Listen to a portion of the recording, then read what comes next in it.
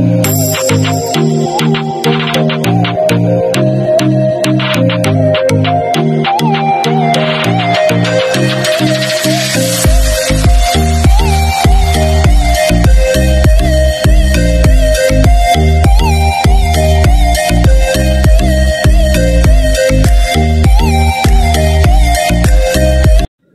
day, everyone.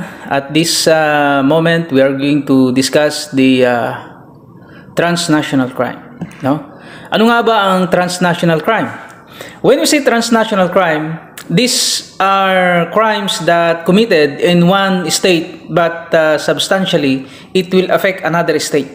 It means that a crime is called transnational when it across one border or from border to border. Okay, that is mean by transnational crime.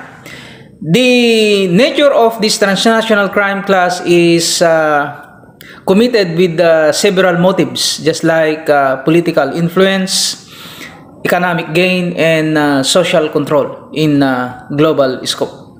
So, ano-ano nga ba yung mga crime, possible crime under this? Of course, maliban sa common na alam natin, just like drug trafficking, nagmumula sa ibang bansa at pumupunta sa ating bansa. Maliban sa mga yon, meron tayong tinatawag na trade in human being o kaya ay slavery. Minsan nangyayari yan, may mga illegal recruitment wherein sa bagay common na siguro ito, nababalitaan na natin ang mga ito, napeke sila sa kanilang pag-apply sa ibang bansa, yun pala, ibinenta pala sila. So that is trading na tinatawag o kaya ay slavery. And we have also the piracy and environmental threats, including ivory and endangered species trades and unregulated dumping of toxic waste, kagaya ng ginawa ng Canadian government. Yung mga waste nila itinapon sa ating karagatan or territory ng Pilipinas. Okay? And we have also the financial crimes, no? It is also form part of transnational crime, wherein nandyan yung fraud, embezzlement, okay? Mga illegal activities, hindi naman pala totoo, o kaya ay hacking ng mga ATM, no? O kaya ay phishing ng mga ATM information. Okay? And we have also the organized groups under the transnational crime, just like the pre-existing social or cultural based groups, wherein in their culture they are doing illegal activities or engaged in crime, no?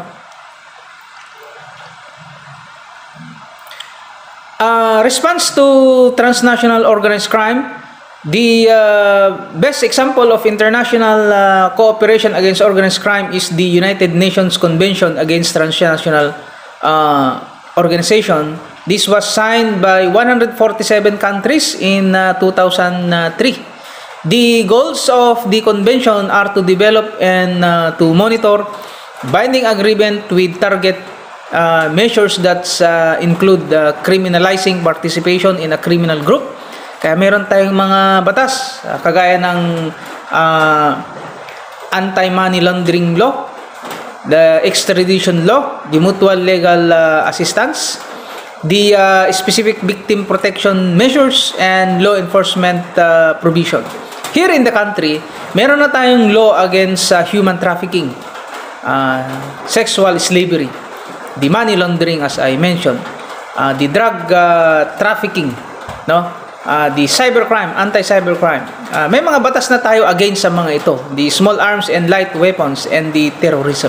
May mga ito yung move ng government natin in order to prevent the spreading or the transnational crime that will come in our country in order to penalize them, no?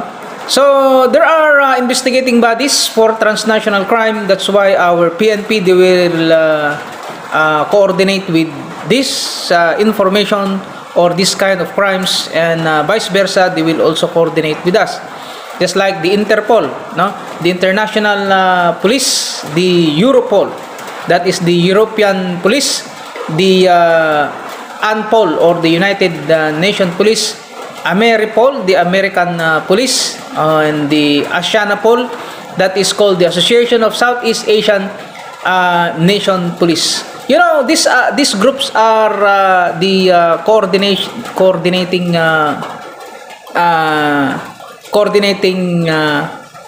means in order our government to report, or the government will also get information to them if there are groups or organized crime that penetrate our country and their transaction is their transaction is illegal in nature, no? So yan yung mga concept ng transnational crime. Iba naman yung international crime and national crime. Pag sinabi nating national crime, it is a crime that committed within the specific territory of a country. That is a national crime. Kumbaga, kung sa Pilipinas, dito lang nangyayari.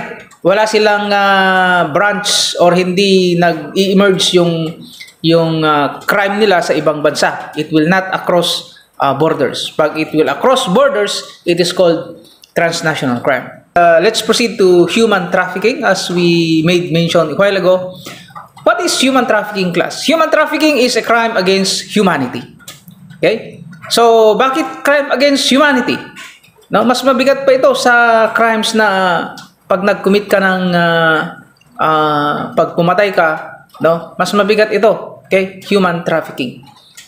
Human trafficking is a crime against humanity. It further defined as act of recruiting, transporting, transferring, harboring, or receiving a person through or by means of force, coercion, or other means na pamimilit para sa ganun ay kunin mo yung tao, inganyuin mo yung tao kaya na sumama or sumama sa'yo para magtrabaho o kaya ay mag-member sa isang organization. Okay? So, there are procedures wherein it will penalize under this, no? Number one is the recruitment and transportation, transfer, harboring, or receipt of persons. So trafficking does not require transnational movement of persons. Anyone can be a victim of human trafficking, documented and undocumented immigrants, migrant workers, state citizens, and residents. Okay? By threat or use of kidnapping, force, fraud, deception, or coercion. Okay? There are facts about human trafficking, class. Human trafficking is a group of crimes involving the exploitation of men, women, and children for financial gains, which is violation of fundamental human rights.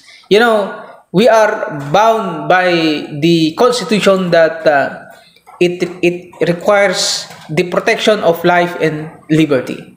No? So, yan yung under the facts about human trafficking. Human trafficking is the second largest international crime. It is also the second place after drug trafficking as the most profitable illegal industry in the world. Okay? So, kagaya ng kinikidnap nila yung bata or yung tao, tapos kinukuha yung mga good internal organs ng tao para i-transplant naman sa mayaman, no? Bibilin nila ng dollar, and of course that involves money, no? Diyan sila kumikita. Kaya nga it is the second largest international crime, and also second place ito after the drug trafficking, no? And over 1 million people traffic annually. This is throughout the globe, no? Millions of men, women, and children are victim of human trafficking. Human trafficking is a part of the larger problem of slavery. Okay? Human trafficking is when people are transported by force or deception. Kahit hindi ka pinilit. Sinabi lang sa'yo na punta tayo doon. Example lang ito. Punta tayo doon at maghanap ng trabaho. Yun pala, binenta na. Okay? So, na-deceive yung tao. Hindi pala magtrabaho pero nabenta na pala sila. Okay? Hindi ibig sabihin na human trafficking kapag tinutukan ka ng baril, pinilit ka, no. By also machination na tinatawag, magandang pananalita. Okay? And traffickers use blackmail, abuse, and threat to force victim to comply with the wishes in the destination of country. Usually caused by poverty, lack of economic opportunities, especially for women and children, and a demand for certain services in the destination country also. And take note for this that the majority of victims are between 18 and 24 years of age. An estimated 1.2 million children are trafficked each year. See? So, based on the researchers' note that sex trafficking plays a major role in the spread of HIV. Kasi nagiging sex slave na yung biktima ng ganitong klase ng krimen. No?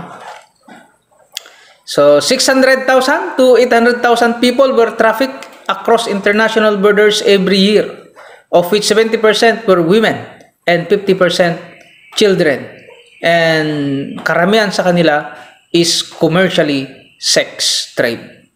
So, hirap, ano? Mahirap yung ganitong sitwasyon na maging biktima ka ng human trafficking. Hindi mo alam kung anong gagawin sa'yo kung ikaw ay slave, sex slave, o kukunin nila yung organs, internal organs mo.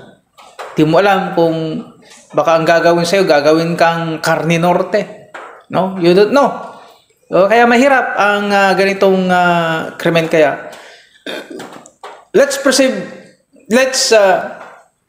preserve life and liberty. No? So, elements of human trafficking class, of course, we have the act. No? So, ito, kapag mayroong recruitment, transportation, transfer, no? So, harboring, no, of a person, these are the acts. Okay? One element of human trafficking. And we have number 2 element, that is the means. Paano? How it is done? Okay? Sabi ko nga, not only threatening, not only by force or by coercion, no? But also by good words, flowering words, in order to convince you to go to somewhere else, to work to a certain industry, but at the end you are a victim. It is not true, no? So, and the purpose, what it is done, this is for the purpose of exploitation, which include exploiting the prostitution of others or sexual exploitation, forced labor, slavery, or similar practices. No? So, those are the elements of human trafficking class. Okay? So, what is the distinction of human trafficking and human smuggling class? Ang human trafficking usually involves coercion. Human smuggling does not involve coercion. Okay? So that is the difference. Ano nga ba ang coercion? Okay? It means the compulsion. Na? O kaya ay it seems that it intimidate you. Duress na tinatawag, yung tinutukan ka ng baril, no? Yeah, something mga like that under coercion, no? Then another is characterized by subsequent exploitation after the illegal entry of a person into a foreign country. Sa human smuggling, this is characterized by facilitating for an illegal entry, no, of a person into a foreign country. Okay? So, inaalalayan ka, illegal pala yung mga dokumento. That is called under human smuggling. No? So, under the human trafficking, you are considered human. But in human smuggling, you are considered migrant. No? Migrant ka lang. Kumbaga, you are just a visitor there. Okay? In human trafficking, you are considered as citizens there, or considered human. And human smuggling is consensual and does not include economic exploitation. Pero dito, sa human smuggling, human trafficking is a labor violation. Yun yung mga exploitation, mga bawal pinagtatrabaho na mga bawal na trabaho. Okay? So, delivery of people and sa human smuggling, it is a transportation of individual to a country. And traffic person repay debts to traffickers. And ito naman sa human smuggling is a relationship between smuggler and victim ends once victim is delivered. See? Pangbayad ng utang. And not always transnational ang human trafficking. Kasi ang human trafficking pwede namang magawa kahit dito lang sa bansa natin. Ang human smuggling always transnational. No? Kasi ang human smuggling pwede mong mai-transport, kaya nga smuggled, no? Pwede mong maibiyahe, ibenta. Okay? So that is about human smuggling. Now, let's proceed to the 10 facts about human trafficking. Number 1 is human trafficking is the exploitation of human being to make money. Why transnational crime? Why there is an organized crime? Because of money. Victims are the most commonly trafficked into forced labor. Okay? Forced labor, forced prostitution, and domestic servitude. When we say forced labor, forced prostitution, hindi ka naman talaga prostitution, ayaw mo yung prostitution na trabaho, but because wala kang magawa, they are forced you to do it. Okay, that's why it is called forced prostitution. No? Okay, sana kung yan yung trabaho mo, na prostitute ka talaga, then well and good. Paano kung hindi yan naman? Ang trabaho mo, you are a victim of it. Okay? And number 3 is human trafficking is the second most profitable criminal activity in the world. As we said, no? And in US, it is estimated that there are 2.5 million victims. Gasem, no? Dami nila.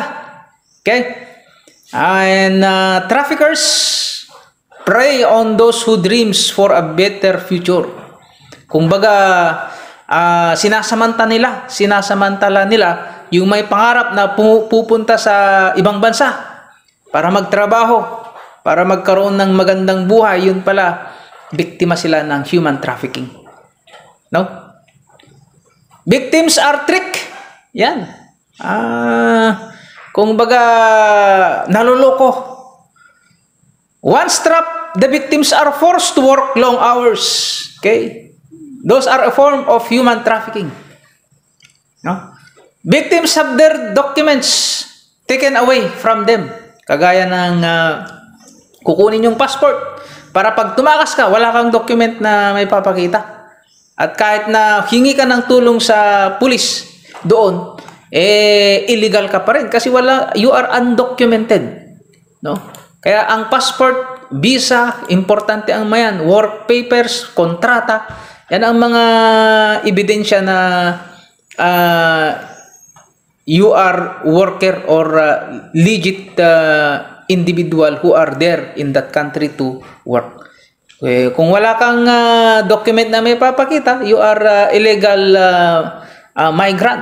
Huhuliin ka. That is in violation of their state law. Why is this happen? Bakit nga ba ito nangyayari, class? Because of trafficking is a lucrative industry. No? Million. Maraming pera, lucrative. Okay? If you are part of this, ibig sabihin, isa ka sa mayaman, maraming pera. No? Ano pa? Because of unemployment, maraming nabibiktima. Dahil walang trabaho. Naghahanap sila ng trabaho sa ibang bansa. O kaya ay naiinganyo silang magtrabaho pag may mga offer na trabaho. Yun pala, human trafficking na pala ang pinasukan mo. Di ba? Okay? Homeless. Especially women or girl who run away from their homes. Mga, alam nyo, compare sa behavior ng babae sa lalaki, mas kontrolado ng lalaki ang kanyang behavior or mentality. Unlike sa babae, kapag nag-rebelde yan, rebellious mind, aalis na yan at bahala na sa bahala na. Sila yung mga prone victims ng human trafficking. There are byproducts of human trafficking. Nandyan yung HIV or AIDS. Dahil nga sa prostitution. Okay, iba't ibang mga lalaki. Yung mga lalaki may mga sakit na dati na ihawa kay babae. Si babae naman maraming kliyente. No? Lalo na kung maganda, naihawa-hawa. So, human trafficking leaves the exploited at a high risk of contracting various sexually transmitted disease, as I said.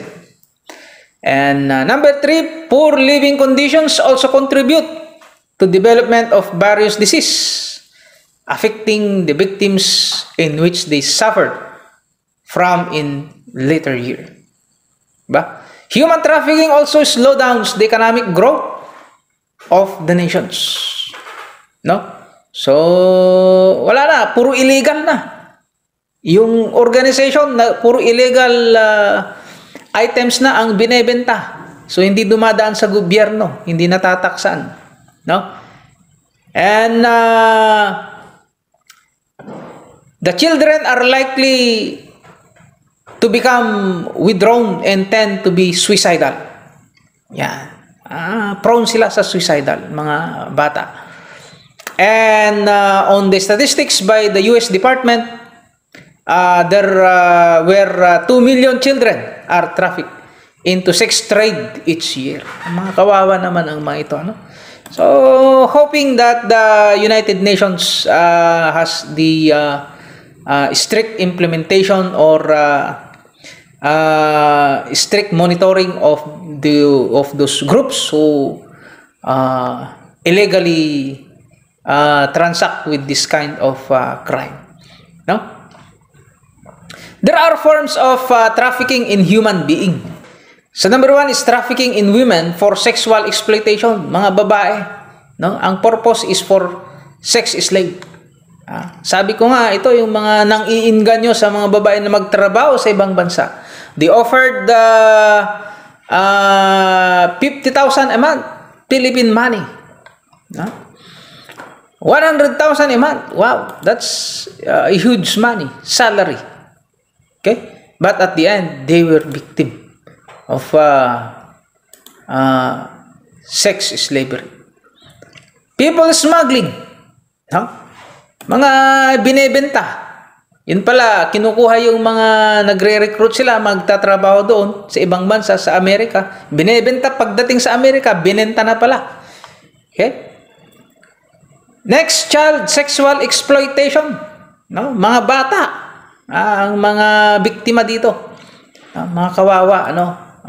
Sana, as I said, paano na ang bayan? No? Kung ang kabataan, sila naman ang biktima ng ganitong mga kriminalidad.